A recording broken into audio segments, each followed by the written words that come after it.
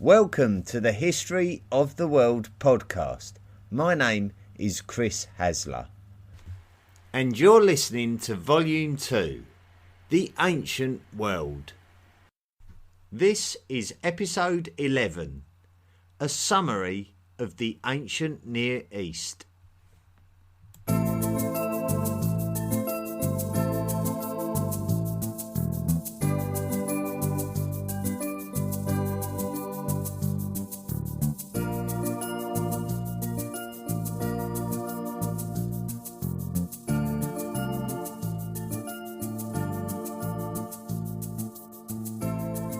If we go all the way back to 3000 BCE, this is what the Near East world looked like. City-states that were agricultural, stratified, deity worshipping, writing in cuneiform, metal producing, especially bronze, and using crucibles to create the intense heats needed for such projects, using measuring equipment to measure weights and lengths, probably as a means for jurisdiction.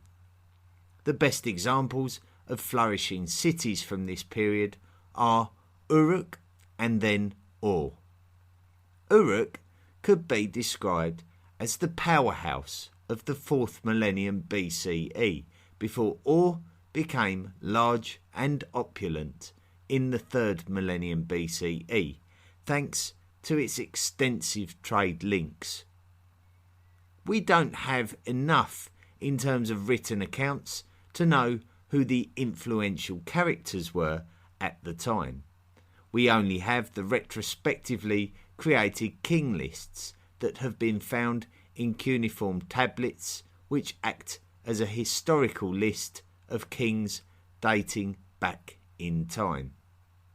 We also have the mythological stories about these kings, such as the wonderful Epic of Gilgamesh. It's not a lot to confidently hang our hat on at this stage, but historical written allusions to something at the very least. We do believe that culture was developing more quickly in the area called Mesopotamia than in other areas of the Near East during the 3rd millennium BCE. Sumerians would congregate and settle around and in between the two rivers, the Tigris and the Euphrates, which would link the mountains of modern Turkey to the open waters of the Persian Gulf.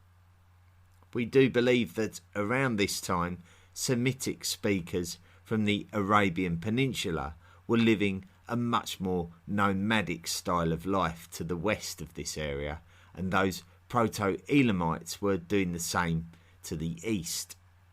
We don't know as much about their day-to-day life either.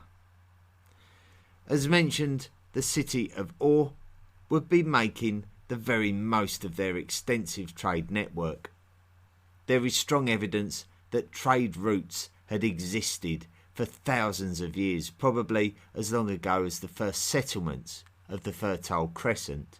So to find strong trade links in such an old city should come as absolutely no surprise whatsoever. Certainly, there is strong evidence of artisanry, as specialised skills enabled those able enough to produce jewellery, ornaments and trinkets of advanced quality and made of precious materials from far-off lands. There is some interesting detail of this in episode 3. Artisanry was not a new thing, as we can find painstakingly created clothing from thousands of years earlier.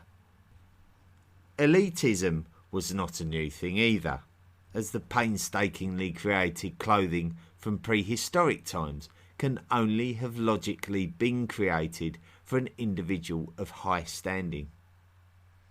What 3rd millennium Mesopotamia demonstrates to us is significant advances in these things, as they were developed in ever-increasing urban populations where stratification into a class-based society was an absolute obligation to bond the population of the town and ensure its wealth and survival against the other hungry city-states looking to exploit the weakness of any of its neighbours.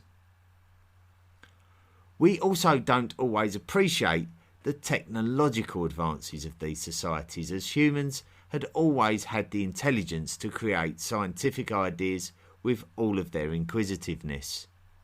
Irrigation techniques should never be overlooked as a milestone of human development. Not only were humans able to influence the course of a river, but they were able to understand the physical forces of counterbalance to be able to construct shadoofs that would carry heavy loads of water from waterways. If we take a look at the wider picture of the Near East, the Sumerians of Mesopotamia were not the only people making advances in their society and power. Other peoples were developing as well. The Proto-Elamites were still moving around in the modern lands of Iran. The Semites of the Arabian Peninsula had started moving into the city-states of Mesopotamia themselves, further north than the firmly established Sumerians. In the lands of modern-day Syria, to the northwest of southern Mesopotamia, the kingdoms of Mari and Ebla were established and fighting over lands, with Ebla being the land nearest to the Mediterranean Sea. The whole concept of conflict was very apparent in the 3rd millennium BCE, and it is probably thanks to the fact that we now have written accounts to refer to. Conflict is very likely to have existed before this time. In fact, we can near enough assume it. But the only thing that we don't have is written accounts of exactly who was doing what. We do know that there was conflict in Sumer too, with the city-states of Umma and Lagash as detailed in episode 1. But this all comes to be superseded by the emergence of a new power in a Semitic city called Kish, thanks to the work of a man called Sargon. Sargon would make Akkad the capital of his Akkadian kingdom and would systematically extend his kingdom and turn it into an empire. Sargon would take the Sumerian cities one by one, including the mighty city of Ur. The official language of this land would change from Sumerian to the Semitic Akkadian language, although Sumerian would survive in religious writings, a bit like Latin does in the Catholic Church. It is even reported in some texts that Sargon managed to successfully conquer the lands of those two traditional enemies of Mari and Ebla, meaning that his empire stretched from the Persian Gulf in the southeast to the Mediterranean Sea in the northwest, and that he ceremonially washed his weapons in both bodies of water to signify the extent of the area of his influence. In the grand scheme of things, even though the Akkadian conquests were like nothing ever seen before, and also left a legacy behind with its language and its revised calendar, it would be relatively short-lived. It seems like Sargon himself was the main driving force behind Akkadian success, and after his lifetime, those kingdoms of Ebla, Mari, Uruk and Susiana managed to break free from the Akkadian grip before the nomadic Gutian people of the Zagros Mountains completely debilitated the Akkadians and brought an end to their dynasties. An equally short-lived and mighty empire rose from the ashes of the Akkadian Empire when Ur-Nammu of Ur would establish a new Neo-Sumerian kingdom known to us as the Third Dynasty of Ur. This was a dynasty of great piety, as the most impressive ziggurats ever constructed are attributed to this period, with the great stepped ziggurat of Ur being on Ur-Nammu's finest achievements. The Neo-Sumerian Empire would expand to have influence over all of the lands that the Akkadian Empire did previously, but was even believed to have influence over the extended Canaanite lands of the Levant at its peak. Once again, we see the Neo-Sumerian Empire fragment after Ur-Nammu's lifetime in a very similar way to how the Akkadian Empire fragmented after Sargon's lifetime. It would be the nomadic Amorites of the Arabian Peninsula that would pressurise Sumer from the west, while the Elamites would destroy the capital of Ur coming from the east. Isin would quickly establish itself as the dominant kingdom in southern Mesopotamia. The Middle Bronze Age. City-states would begin to emerge as independent kingdoms in their own right after the destruction of Ur, almost symbolically marked the end of the 3rd millennium BCE and the entry into a new millennium where things would never really be the same again. The traditional trade post city of Ashur was no longer supported by the travelling South Mesopotamians who would fully understand the value of its protection.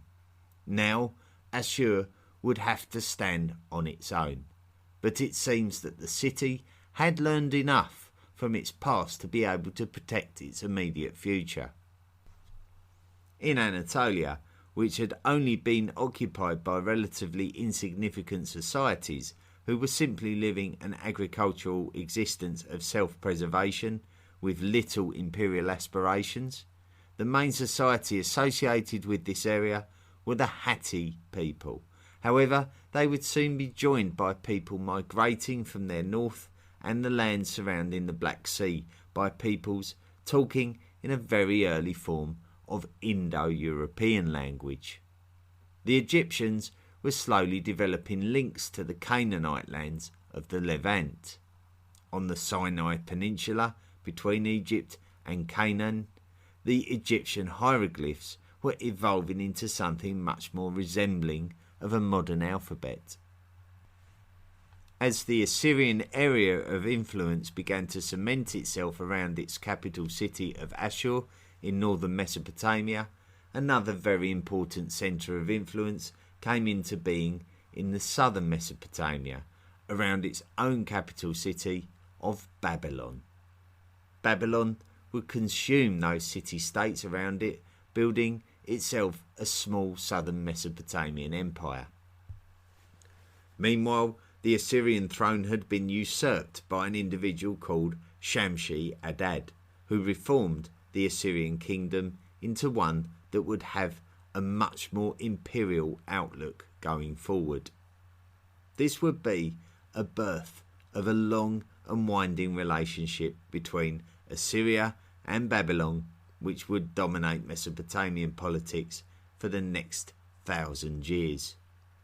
Initially, Assyria prospered under Shamshi-Adad by taking the Mariote lands into their empire. However, Assyria was unable to hold on to these lands after Shamshi-Adad's death, and the throne of Babylon would come under the influence of the great ruler Hammurabi. Under Hammurabi, great advances in academia took place, especially in the fields of mathematics, and a new law code was published on stone tablets and monuments throughout the Babylonian Empire, showing a real demonstrating of a unity and intelligence that would lead to Babylon subjugating Assyria and all of its lands. However, after Hammurabi's lifetime, we see some disintegration of this mighty empire, as we have seen so many times after the death of a great ruler. Sargon of Akkad, Ur-Nammu of Ur, Shamshi-Adad of Assyria, and now Hammurabi of Babylon. They were all not able to leave an infrastructure for success after their own lifetimes. While all of this had been going on, things were developing in Anatolia, where the Hatti people had been joined by migrating Indo-Europeans. These people would subjugate and integrate the Hatti people at a base capital city called Hattusha. This would mark the beginnings of the Hittite Empire, who would master the ability to work iron, something that had not been done before, and something that would ultimately supplant bronze as the most valuable large-scale metal product of human society.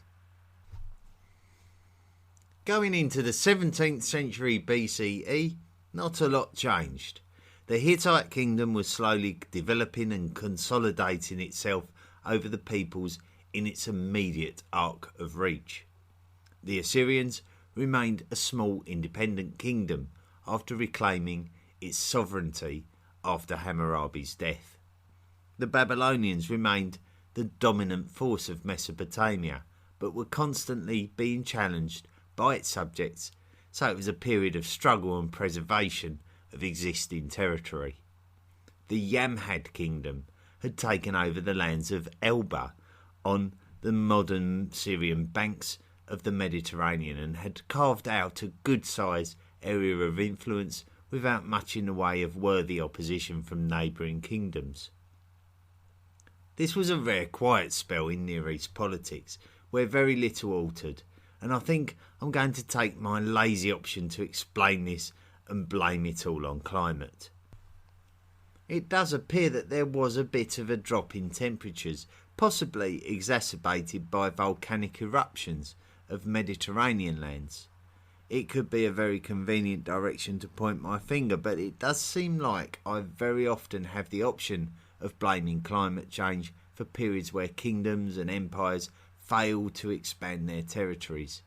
Is it the real reason? I don't truly know, but I definitely felt that it was worth a mention.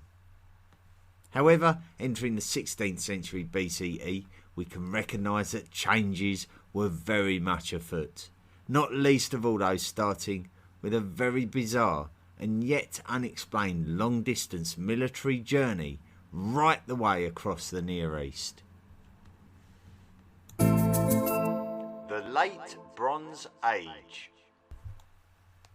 The Hittites were a somewhat pioneering bunch, with their mastery of ironworking, their ability to build chariots, and their confidence.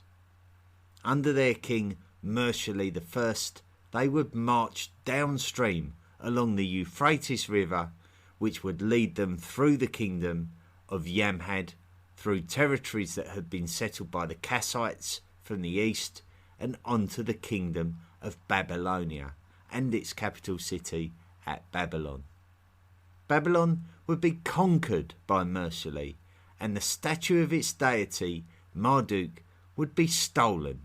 However, it would be the Kassites who would swarm into Babylonia and become its new rulers. The Hittites were far too removed from the centre of their own empire to be able to hold on to these new lands, so the destruction of Babylon was at best just a Hittite raid. Mursili would return back to Hattusha, only to be assassinated in an empire well known for regicide. So Babylonia was now Kassite Babylonia. The Hittites still remained in a strong position, and they were successful in taking lands from the Yamhad kingdom, which collapsed in the early 16th century. The new power on the scene was that of the Mitanni, which would emerge in the land between the Hittites and the Assyrians in northern Mesopotamia. The Mitanni would push the Hittites out of their Yamhad lands and subjugate Assyria in its entirety. Things were starting to heat up between the powers of the Near East, and as ever, this would encourage technological advances. Military abilities advanced with the creation of composite bows made from more than just wood, and it enabled greater range for archers with their new bows made from wood, horn, bone and sinew combined. The ability to work iron was also a significant advance as well. The peoples of the Near East, specifically the Hittites, were the experts at this during this period. They had developed a way to carburise their iron to make it stronger, which is a form of heat treatment. The ability to raise iron to temperatures by which it could be cast was not possible back then. We mentioned the development of chariots, which had existed since Sumerian times, but now they were advanced and could carry multiple warriors. Horse domestication may well have entered Anatolia with the Hittites themselves, and harnesses had been improved to make the whole unit more efficient. Glass appeared to be on the rise as peoples began to master its production, and it may have been the Egyptians who brought it into the realm of the Levant, and in turn the expertise would also be attributed to those Canaanites who would ultimately be regarded as the Phoenicians, who were well known for their glass-making expertise. The Egyptians also had the ability to construct significant war chariots like the Hittites, and their influence over the Canaanite lands of the Levant would increase concerns for the neighbouring kingdoms. One thing that does appear to have advanced and evolved during this movement was the alphabetic scripts that were now reaching Phoenician city-states and would give birth to the Phoenician alphabet. This was probably a significant and necessary advance due to the fact that the Phoenician city-states were gaining quite the reputation for their expert artisanry and their willingness to encourage trade. Neighbouring kingdoms would look more to preserve this source of wealth, and in the subsequent years these lands would be fought over between the Egyptians, Hittites and Mitanni. The Kassite Babylonians would also be an influence on the politics of the region, and as such some of the kingdoms would look to align themselves with each other against one of the others with diplomatic intermarriage between members of their royal families. When King Tudhaliya took over the Hittite Empire around the turn of the 14th century BCE, this would usher in a new dawn of Hittite dominance. Firstly, the Hittites would strike out at their closest neighbours, the Mitanni, and their success would lead to the Mitanni becoming a vassal state of the Hittite Empire. This would excite those Assyrians who had been assimilated into the Mitanni Empire into revolting against their Mitanni overlords and taking back their own independence. This would effectively end the influence of the Mitanni in Near East politics, and it would also be the reintroduction of the Assyrians on the international stage. In the meantime, the Hittites and the Egyptians would turn their attentions towards each other. This would culminate in the Battle of Kadesh in the Levant in the year 1274 BCE. Ramesses II led the Egyptian army to a tactical victory over the Hittites led by Muwatalli II. In the aftermath, it would be Muwatalli's brother, Hattusili III, who would negotiate a peace treaty with Ramesses II. Why was this necessary? Well, it was clear that the Assyrians were becoming ever more powerful, and it was necessary for the Egyptians and the Hittites to finally work together to preserve their own individual interests. At first, this appeared to work, as the ambitious Assyrian kings would have to turn their attentions to bullying the Kassites down in Babylonia for a while during the 13th century BCE. However, things would change dramatically during the historical event which we call the Late Bronze Age Collapse. The Late Bronze Age Collapse. This is an event that we covered in detail during episode 6 of volume 2. Great political changes were about to take place. Cyprus appears to be a principal place to highlight that things were somewhat unstable. The Phoenician settlers on the island were suddenly invaded by the Hittites, who may have been desperate for resources to stave off foreign attacks on their lands. Quite who was responsible for these attacks is unclear, but it may not be unreasonable to suggest that it could be displaced peoples from the Trojan Wars in western Anatolia and adjacent Greek lands. If so, it could also explain the waves of sea peoples reportedly invading Egypt at a similar time, and it could also explain the mysterious emergence of a Philistine peoples on the Mediterranean coast of the southern Levant that appeared to have a Greek influence in their culture. The Hittite Empire was in terrible trouble, and this is highlighted by pleas from the people of Ugarit to the Cypriots for help due to the fact that their Hittite overlords had deserted them when they required military defence, possibly from invading sea peoples.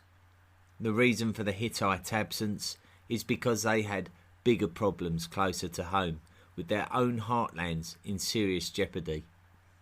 The capital city of the Hittite Empire was not only destroyed, but it was abandoned beforehand. The Hittites clearly knew what was coming and got out. This was the end of the Hittite Empire.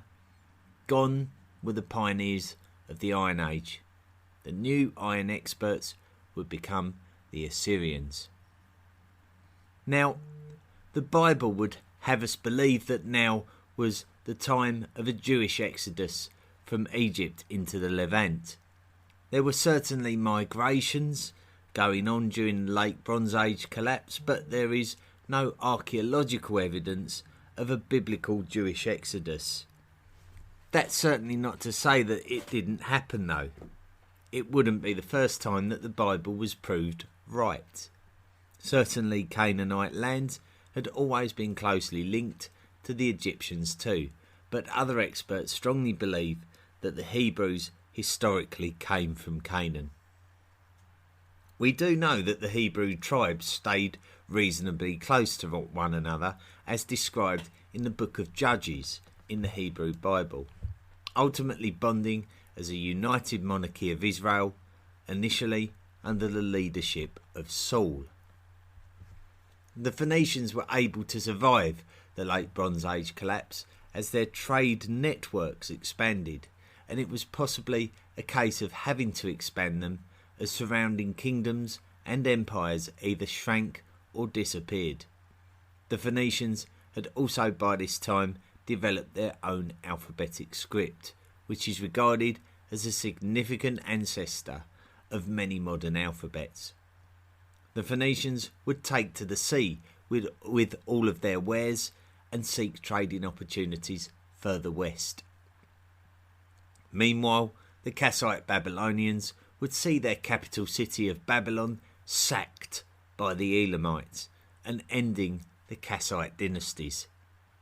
Assyria would experience a period of struggle as migrating Arameans from the Levant would settle the fertile lands of what was once the extended Assyrian Empire and pin the Assyrians back into their key cities of Assur and Nineveh. This is considered to be a dark age in the Middle East. The Iron Age. The last period of the ancient Near East is a period of consolidation and rebuilding.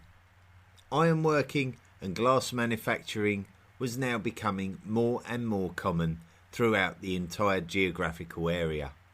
The Assyrians would be the best known of the ironworkers, while the Phoenicians were the experts when it came to glass.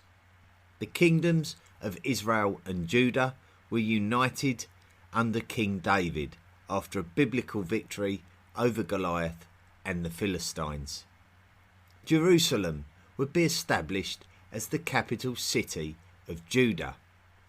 Under Solomon, Israel and Judah would become even stronger. Megiddo would become an important royal fortress in Israel under Solomon. However, after Solomon's death, the united monarchy would split into two separate kingdoms, Israel and Judah. The Sabaeans were the emerging culture at the very south of the Arabian Peninsula, in the more fertile coastal lands which make up the modern lands of the country Yemen. We can see these people referred to in both the Tanakh and the Quran, although the Quran also suggests the presence of a kingdom of Ad in ancient Yemeni lands too. North of the Tigris River and centred around Lake Van, a kingdom of Van emerged, which we have referred to frequently during this podcast as the Kingdom of Urartu, and this would be considered as a precursor to the modern country of Armenia. It would exist pretty much in the shadow of its ever-expanding and ever more powerful neighbour to the south, the Assyrian Empire. The Assyrians were becoming the most dominant military power that the world had ever seen, and had already started to claw back its lost lands from the Arameans during the 9th and 10th centuries BCE. Things would start to become very interesting during the 8th century BCE, however, as the Assyrians turned their attentions towards the Levant. Israel and Judah were now separate kingdoms, but were the lands of the god Yahweh, according to the Hebrew Bible. It was through the prophet Amos, who lived during the 8th century BCE, that Yahweh would send his message to the people of Israel and Judah, that they would be punished for worshipping false gods, and this may be a spiritual reasoning for the imminent torment that would follow, thanks to the invading Assyrians. It was the Assyrian king Shalmaneser V who would conquer Israel, and he would incorporate the kingdom of Israel into the Assyrian Empire and would deport the elite class to prevent any future uprisings. These people would be known as the famous lost tribes of the Hebrew Bible. By the time that Sennacherib became the Assyrian king, the Assyrians were as close to their military peak as ever. Sennacherib would crush Babylon and would effectively annex the kingdom of Judah, despite an unsuccessful siege of Jerusalem.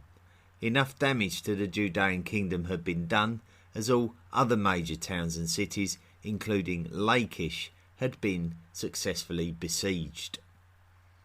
This completes the story of the Near East in ancient times and brings us to the cusp of the classical world, where we would see the fall of Assyria and Babylon before the rise of the Persian empires with the Achaemenids, the Parthians and the Sassanids, not to mention the interruption to the Persian dominance by a certain Alexander the Great.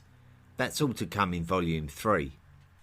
However, there are still very many stories to tell before we reach the end of Volume 2, and next week will be a complete shift in focus as we move down to Africa, and specifically Egypt, as we continue the story on pre-dynastic Egypt from the first volume and find out about the emergence of the Old Kingdom of Egypt.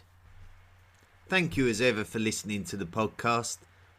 These summary episodes seem to be quite popular in actual fact. I didn't know how well they would be received when I first came up with the idea, but they do tend to be popular. They tend to be quite healthily listened to by comparison to other episodes, so they're worth doing, and I think they do summarise things and possibly give you the facility to go back and listen to other episodes again, and they'll have a lot more context when you have more of a knowledge of the general aspects of ancient Near East and the whole story. So hopefully it's a productive thing to do. Just time then to update you on what's going on in the world of History of the World podcast. Great web page links and recommended podcasts have been added to the History of the World podcast.com website. So go to historyoftheworldpodcast.com, go and have a click around the pages there. We've tried to make it as easy as possible for you. The great web page links back to things that have been relevant according to each episode, and the stories and some of the videos that we've referred to. You can find them all in one place there. With the recommended podcasts, they're just a few of my favourite podcasts, and even one or two there that are relevant to the subject matter that I've used as a point of reference. One of them I've put on there is the History of Ancient Egypt podcast, which is done by a gentleman called Dominic Perry from New Zealand. It's an exceptionally good podcast and well worth a listen if you're into ancient Egypt.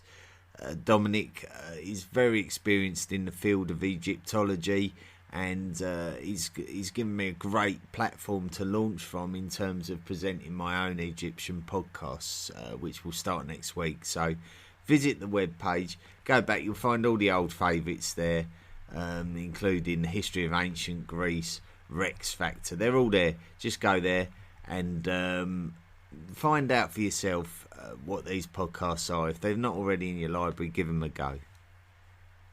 One of the podcasts on there is called Literature and History. It's by a gentleman called Doug Metzger, who I mentioned last week was the voice of the Epic of Gilgamesh, which I recommended in an earlier episode. He was also the voice of Planet and Sky, which is a rock opera which has been enhanced into a podcast, an explanatory podcast, and Doug provides the voiceover for that very, very well, very articulate and emotionally controlled. He really does have a skill for it. And he actually said to me over an email, he just said, is there a place where the History of the World podcast can be downloaded? Well, that threw me a bit of a curveball because I've never asked myself that question. As such, I've since discovered that the podcast exists on Player FM. And Player FM is somewhere where you can download episodes of your podcast, I believe, if I'm not mistaken. But also I've gone to another trouble and just gone to the History of the World podcast website, our own website, and where you see the links for Volume 1 and Volume 2, there is now a download button. So hopefully now, if you want to download an episode onto your iPod, you can do that. So hopefully that will encourage more people to come and join in and listen to the podcast. So if you do nothing else, actually, just come and visit the website, historyoftheworldpodcast.com, and have a little bit of a click around and you'll see all the new features that we've added. We received a very nice recommendation on Facebook from Riley Hudat Venable. I'm not sure if that's your christened name. It'd be pretty cool if it was. Says excellent research presented like it is coming from your mate from your local pub. Down to earth presentation, multiple explanations for events from multiple scholars. Thank you very much, Riley. The most active place where the History of the World podcast on social media can be found is Twitter, and there's often a lot of conversation on there, and I think more people are involved in the Twitter feed for the History of the World podcast than all the other feeds put together. So if you want to get involved in some engaging conversation with some other listeners to the podcast, then by all means come and join in at the Twitter feed, at the History of the World podcast Twitter feed. The handle is @HotWorldPodcast. Now, of course, unless you're listening to this podcast weeks or years after they've been recorded, this is now April, and that means that this is the month of the London Marathon, and one of the History of the World podcast listeners is going to be running in the London Marathon, and he's going to be running for a very worthy cause.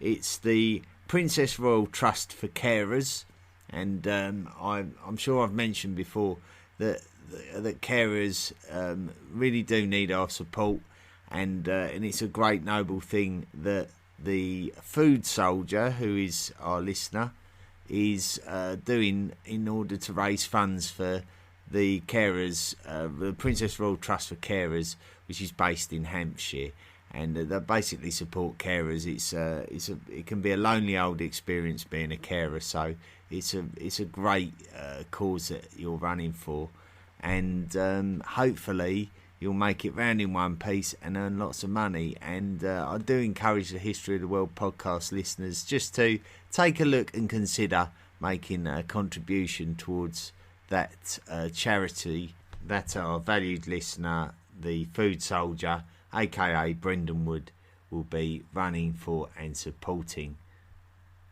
The links will be on the Facebook page and the Twitter feed. Well, hopefully we'll also have some more news next week about new projects that the History of the World podcast is trying to get involved with. We're currently negotiating with someone in terms of getting a sort of an affiliation with a YouTube channel, so hopefully something to report back to you with next week.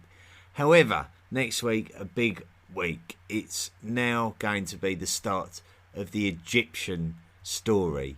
And we're going to embark on something like a 10 podcast series about Egypt from 3000 BCE, or just before 3000 BCE, right through to the end of the ancient age. So we're going to be exploring the Old Kingdom, the Middle Kingdom, the New Kingdom, all the intermediates, the religion of Egypt, the mighty pyramids. All of that is going to be encompassed into the next 10 podcasts. So that will all start next week. I can't wait. I'm very excited about it. It's going to be great.